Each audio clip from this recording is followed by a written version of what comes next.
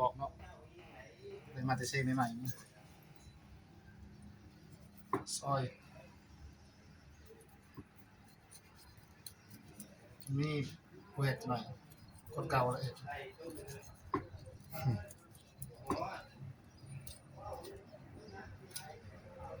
เป็นไก่เนี่ยเป็นไก่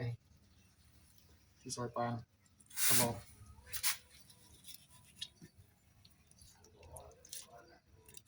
เห็ดลาบปลากระบอกกินมาเนี่ย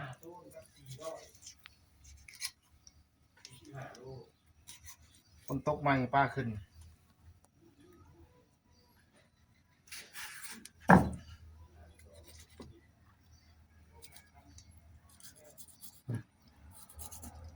ไหนเวลาสิไปโต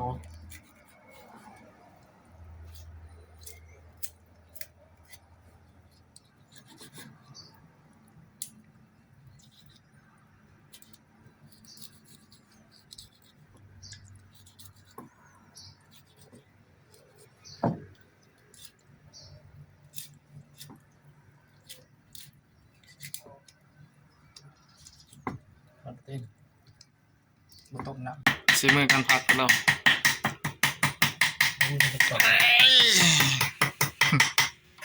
หลับปลาพี่น้องผักลาบมันนึงคือรอให้ขี้รถ ไปแล้วไปสุกมันหลายเท่กำลังเชียต้มกระดูกปลาหม้อนี่ก็โคตรจะเถื่อนเนาะต้มใส่มะกอกครับนะ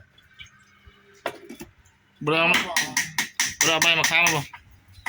ใบมะขามก็ใส่ผสม แตงโมนี่นะนี่มันบ่ปวดมันกินข้าวมันกินเด้อนี่ ดังไฟดิ เสียบใช้วันใหม่หรือเปล่า วันมา โคตรนะวันนี้คนปีมันน่ะคนมันโมแนนคนเคยบายมือแล้วคนโมแนนคนรู้จัก เริ่มแล้วบน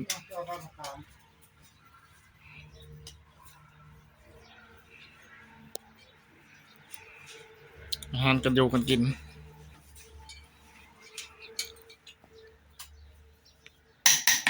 เดี๋ยวมือตะเวนหาไปแนวกิน มือจะเล่นหาจะได้กินโอ้ยได้จ้ะต้องตัดต้องเดินเลยท้อไม่ได้จ้ะนี่ผมไม่อยาก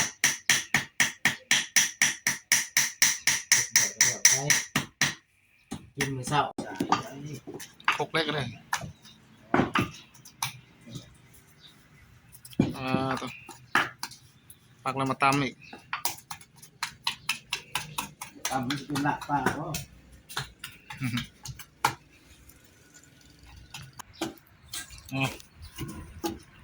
แหนกพอครัว ละป้า ตับปลา คน ต้มเนาะนี่เนาะ ต้องมาแล้ว เฮ้ยไปเลยตับปลารสปลายังปลากระบอก หูปลา เสร็จยังไว้ให้ลูกอีก บัวไว้ซีหัวปลา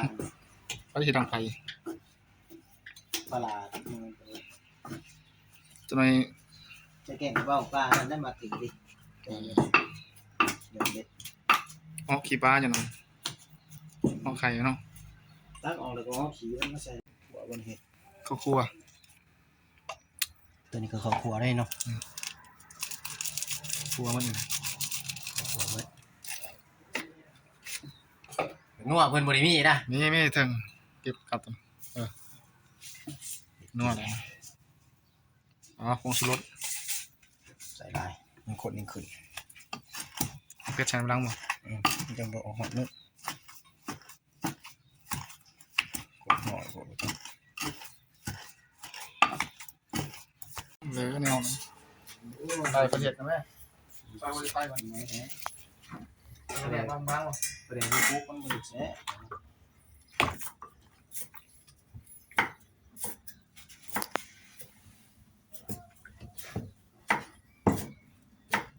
นี่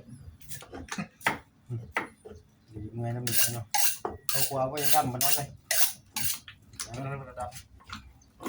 มีหมอใช่ไหมลาบปลาพี่เนาะแห้งข้นแห้งสุดติดอยากเข่าแล้วได้เขาเรียกว่าเท่าเติมน้ำสดเติมน้ำซีดอยู่แล้ว ไงไอ้พ่อเฒ่าก็ยากเข่าแล้วมาเป็นที่ตั้งก่อนได้ปะเจี๊ยดแล้วหรือว่าอ้างกินต้มน้ำหัวปลาหันไปก่อนไอ้ลูกเคยก็เฮ็ดดินเฮ็ดหัวอย่างนี้ได้กว่านี้อีกแล้วสบายดีแต่มันสรุปกว่านี้อีก แล้วหรือเปล่านี่ แค่เลยเด้อลาบป้าอีกตามพวกกันแล้วตัวหน่อยป้ามันตกปูเขากลัวผู้ใหม่เด้อพี่น้องเขากลัวเขาซื้ออยู่ตลาด หน้าผู้เฮ็ดนี่ เขากลัวมันบ่ดำปานใดนะแล้วก็บ่ให้ดำแน่ผู้มักก็โอเคจังนี้ แจวใส่มะแคนเนาะ ใส่แค่ หมอจนตาย เรียบร้อยซีมลำนักๆของเด้อพี่น้องเด้อคำนึงนะชิมปุ๋ยมาก ใส่หมด อยากรู้เรื่องเดี๋ยวแต่อันนั้นบอกว่าดำหมดเว้ยคนเอาคำได้ปะว่าจะเอาคำหนึ่งไปก่อน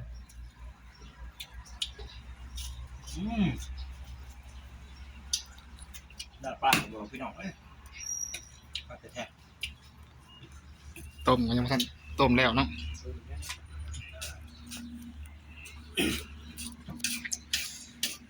สุขาดน้ำปลาแดงน้าหน่อยก่อนรู้มันจะไปทั้งจุดช้างทำอะไรครับว่า เพิ่มเข้าไปอีกมันดับ ผักมันเพิ่มอยู่ ทำอะไร ใส่หมดเลยซะ แค่มันมีกินไหม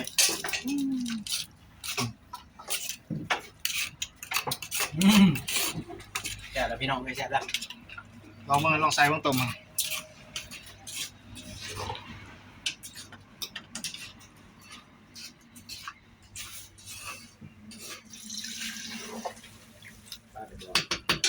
ต้มลาบ ที่เขาอยู่ร้านไปเลือดเนี่ยแล้วก็ อ๋ มี อ ถึงแล้ว ลาบปลาบัดนี้ รอถาม ลาบปลานำกัน โซ่ก็บอกออกมา ลาบปลาตอง มา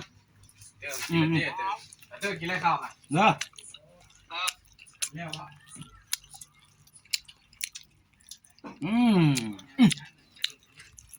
ครับแค่พี่น้อง จับบ่ ต้องบอกกัน